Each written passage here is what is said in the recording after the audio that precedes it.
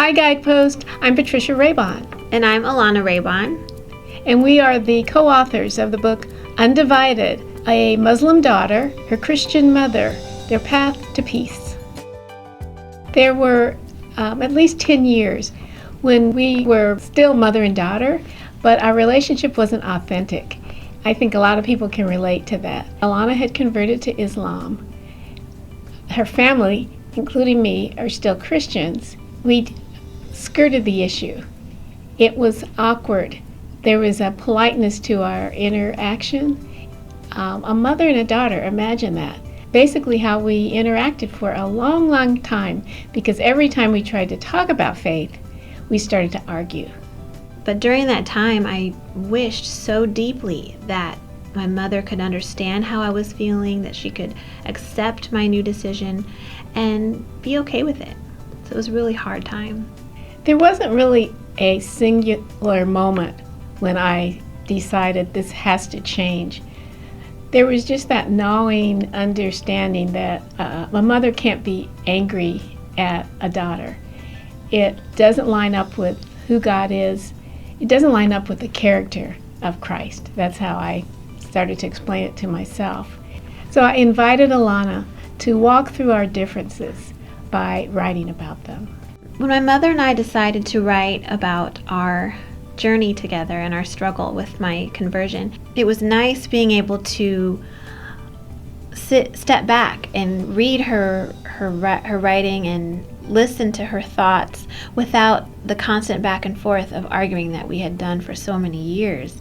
And so I was able to learn an important listening skill, because when I was reading her writing, it was just me and the computer, and I wasn't able to retort right away. So I really had to think about what she was telling me and really try to understand how she was feeling. The most surprising moment for me during this process was discovering how much I am like my mother.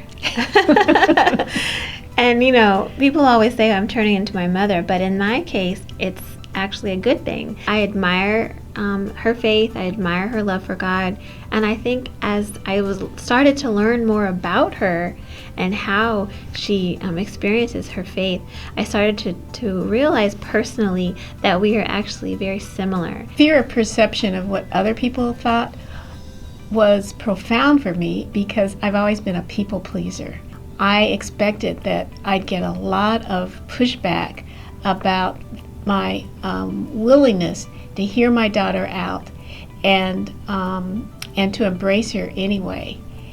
And what I discovered is that people were eager to not to condemn that, but to find out how they could do it for themselves, because other people in their families are struggling with similar divides. If a family wants to heal, they have to be willing to allow the other family members to express themselves and really try to understand them, really try to put themselves in their shoes and know that they're human beings and they have feelings and they deserve to be heard. And so, it's important that this empathy piece gets valued in a family so that every family member feels like the other family members care about their experiences. My advice to families is first to come clean and acknowledge we have a problem. Let's stop walking around it and pretending it's not there and work on it.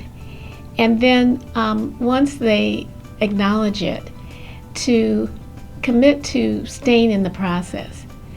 I thought that peacemaking was about arriving at a place called peace. Peace is a journey. It's a lifestyle. It's a choice, and you walk that path. Sometimes you stumble, sometimes you hit roadblocks and obstacles, sometimes you'll run into a wall. But the nature of peace says you get back up, get back on the path, and try it again.